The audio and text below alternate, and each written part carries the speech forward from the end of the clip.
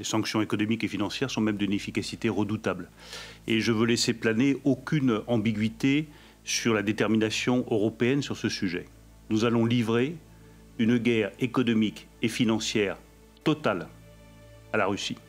Nous allons donc provoquer l'effondrement de l'économie russe. Putin chose this war, and now he and his country will bear the consequences. Today, I'm authorizing additional strong sanctions. This is going to impose severe cost on the Russian economy, both immediately and over time. We have purposefully designed these sanctions to maximize the long-term impact on Russia and to minimize the impact on the United States and our allies. Bonjour, c'est Cryptoid, j'espère que vous allez bien.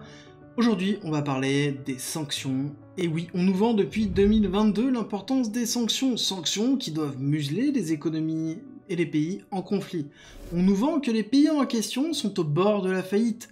Mais tout ça, on nous le dit depuis plusieurs mois, plusieurs années. Et pourtant, toujours pas de faillite, toujours pas de négociation, toujours pas d'accord. Mais pourquoi?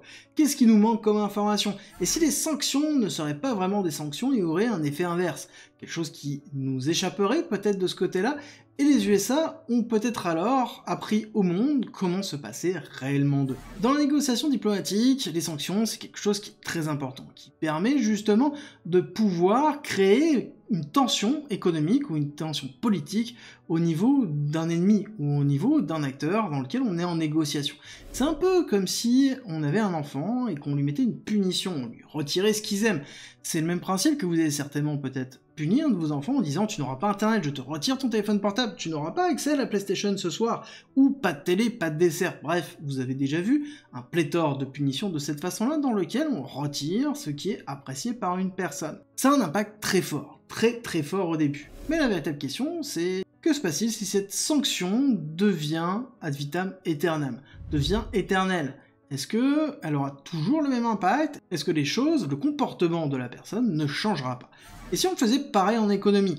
Ce qui est sûr et certain, c'est dans un premier temps, ça ne fonctionne pas. En tout cas, pas comme on l'espère. Car factuellement, il faut bien se rendre compte qu'il n'y a rien de visible. L'économie, par exemple, russe, n'est pas au bord de la faillite. On ne voit pas de signe d'affaiblissement malgré tout ce qu'on nous dit. Quand on regarde les différentes informations, qu'elles soient macroéconomie ou économie, on voit qu'il y a un changement drastique qui est en cours, oui, au niveau de la Russie, mais pas de signe réellement de faillite ni d'effondrement. L'aspect des sanctions maintenant, Pierre Laurin. Vladimir Poutine dit l'Occident s'attendait à un effondrement de notre économie. Nous avons renforcé nos liens avec nos partenaires stables. Il a raison ou pas? Je pense que, comme le constate le Fonds monétaire international, dans les perspectives pour la croissance russe dans les prochaines années, il a plutôt raison. Franchement, la vie à Moscou a l'air complètement normale. Là, je suis dans un supermarché de quartier. Il n'y a pas de pénurie visible. Et regardez, il y a même du coca. Donc on peut se demander, est-ce que c'est une manipulation médiatique? Dans les deux sens, c'est-à-dire dans les sens de nous faire croire que potentiellement la Russie est en faillite, ou que potentiellement, à l'inverse, la Russie n'est pas en faillite. Qui croire? Pourquoi? Comment? Et c'est pour ça que pour moi, il faut s'éloigner de tout ça. Et il faut, à un moment donné, se baser uniquement sur ce qui est sûr, et qui va être plus une réflexion générale. Car oui, c'est certain, il y a un impact, en tout cas court terme. Long terme, il y a aussi un impact, mais vraiment pas comme on le pense, et je vais vous expliquer. Tout vient du fait que l'homme est capable d'évoluer. L'économie est capable d'évoluer. Un pays est capable d'évoluer. Ils sont capables, nous sommes capables de nous tourner vers d'autres acteurs, d'aller faire autrement, de se passer de quelque chose dont on avait besoin antérieurement. On n'a plus accès, on change notre façon de faire, on change nos procédures. Si jamais on a une pénurie dans quelque chose, à ce moment-là, on arrête d'utiliser de la moutarde et on utilise autre chose. Et oui, si on n'a plus de papier toilette, à ce moment-là, on ira chercher autre chose. Encore une fois, on s'adapte. Et c'est exactement ce qui s'est passé notamment avec la Russie dans le pétrole russe, et je pense que c'est le plus gros exemple, justement, d'adaptation et de ce qui s'est passé. Et oui, le pétrole ne sert plus à l'Europe, donc il y a beaucoup plus de pétrole qui sont disponibles. Le pétrole n'achète plus en Russie, ou en tout cas pas officiellement, ou pas de façon totalement directe.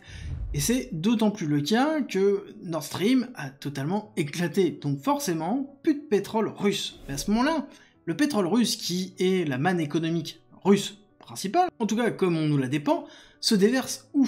Comment la Russie arrive à financer tout ça? Tout simplement, la Russie a trouvé d'autres acheteurs. Les acheteurs se trouvent juste à côté, la Chine, l'Inde principalement, qui sont des pays en voie de développement et qui ont besoin de pétrole. Au lieu de l'acheter ailleurs, ils vont l'acheter tout simplement à la Russie. Et certainement avec une décote. Et ça va même encore plus loin. Vous allez comprendre qu'il y a une véritable ineptie dans tout ça. Et oui, parce qu'à un moment donné, on a vu l'Inde acheter du pétrole à la Russie à des prix compétitifs, augmenter le tarif et le vendre à l'Europe. Et oui, l'Europe n'a pas le droit d'acheter du pétrole aux Russes, mais a le droit d'acheter du pétrole à l'Inde. Même si ce pétrole, historiquement, est à la Russie. Qui en a le plus profité? J'ai envie de vous dire l'Inde et puis aussi la Russie. L'Europe, elle, n'a juste fait que payer. Payer un pétrole qui vient de la même origine, mais a juste payé plus cher. La finalité de tout ça, c'est qu'on s'adapte. Les économies changent, évoluent, mais le coût de cette évolution peut être vraiment très lourd. La question est de savoir, justement, qui le paye. Qui paye ce tribut, mais on va revenir dessus dans quelques instants. Avec les sanctions, les Européens en particulier se sont un peu tirés une balle dans le pied. Parce que oui, penser que seulement les pays impactés sont ceux qui sont sanctionnés, c'est ne pas comprendre vraiment le principe d'une sanction. Une sanction, c'est priver quelque chose de quelqu'un. Mais à un moment donné, dans des sanctions économiques, c'est un achat et une vente. Ça veut dire que si quelqu'un achète, c'est-à-dire qu'il y a bien un vendeur, il y a bien un flux économique, et un flux économique, c'est dans les deux sens.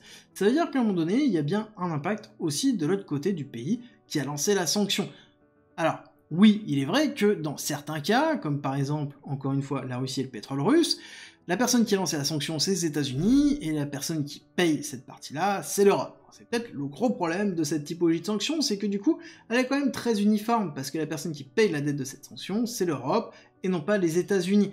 Parce que oui, c'est l'Europe qui ne peut pas, justement, utiliser les matières premières russes. Et pour rappel, l'Europe était sous perfusion totale de matières russes, que ce soit pétrole, que ce soit gaz, et ce n'est plus le cas. C'est impossible que ce soit le cas. Même physiquement, je rappelle que Nord Stream a éclaté. L'Europe est obligée de changer sa façon de fonctionner. Il n'y a pas que la Russie qui a transformé sa façon de fonctionner, trouvé de nouveaux acheteurs, et c'est peut-être une des problématiques qu'on retrouve réellement dans la notion d'inflation qu'on a pu vivre dans les années 2022-2023, notamment en Europe. Mais est-ce que c'est vraiment que ça? Est-ce que la baisse de l'inflation qu'on a connue en 2024 est vraiment expliquée par une baisse drastique de l'inflation ou peut-être un réajustement des pays?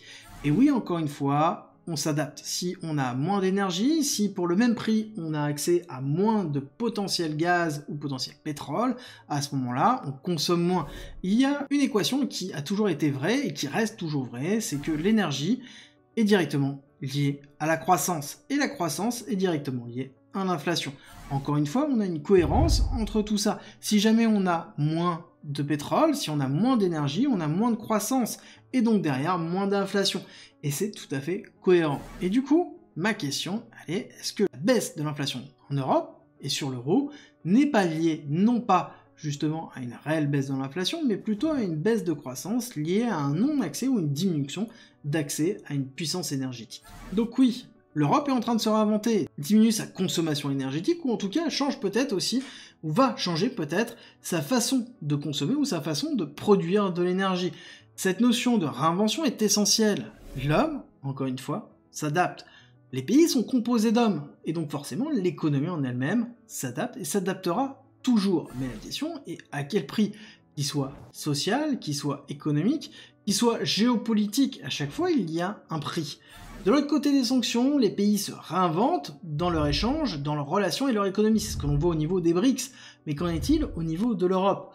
Quand on regarde les BRICS, on voit des rapprochements qui se font, des nouveaux membres qui rentrent, des deals qui se construisent, une monnaie commune qui est en train de se mettre en place, l'arrêt justement du pétrodollar qui donne justement la possibilité aux autres pays d'utiliser leur monnaie pour pouvoir avoir accès à de l'énergie et donc de la croissance. On rappelle, pétrole égale énergie égale croissance. Et c'est là où tout est le plus important et le plus intéressant. C'est là où est la finalité de cette notion de sanction et de cet exemple de l'enfant que je vous ai donné au début. Si on fait tout pour échapper aux sanctions, parce que ces sanctions sont toujours ad vitam aeternam, sont infinies, il n'y a pas de finalité. Et si on n'a plus besoin de ce qui est sanctionné, qu'est-ce qui se passe? Est-ce qu'on peut considérer que ça reste encore des sanctions ou tout simplement un vecteur d'évolution? Clairement, des sanctions qui n'ont pas de finalité ne sont plus que des accélérateurs de séparation du monde. Actuellement, d'un côté nous avons les BRICS, de l'autre côté nous avons le reste du monde. Il y a une polarisation réelle du monde qui est en cours, et les sanctions ont cassé la notion d'économie mondiale entremêlée que nous avions ces 40 dernières années, pour créer ces deux pôles qui sont maintenant certes opposés, mais peut-être qu'ils ne le resteront pas aussi longtemps. Et pour moi, ces sanctions ne sont pas réellement des sanctions, et c'est un peu la finalité et l'idée générale qui en ressort sont des accélérations de mutation des personnes, des pays, du monde et même du monde en lui-même. Elles obligent le changement à se réinventer car il n'y a pas d'autre choix. Nous n'avons plus accès à quelque chose, nous trouvons d'autres façons de fonctionner. Et c'est peut-être la plus grande erreur qui a été faite ces dernières décennies. À force justement de punir et de priver, on force l'autre camp à se réinventer et surtout à se rendre compte qu'il n'a en fait pas besoin de nous.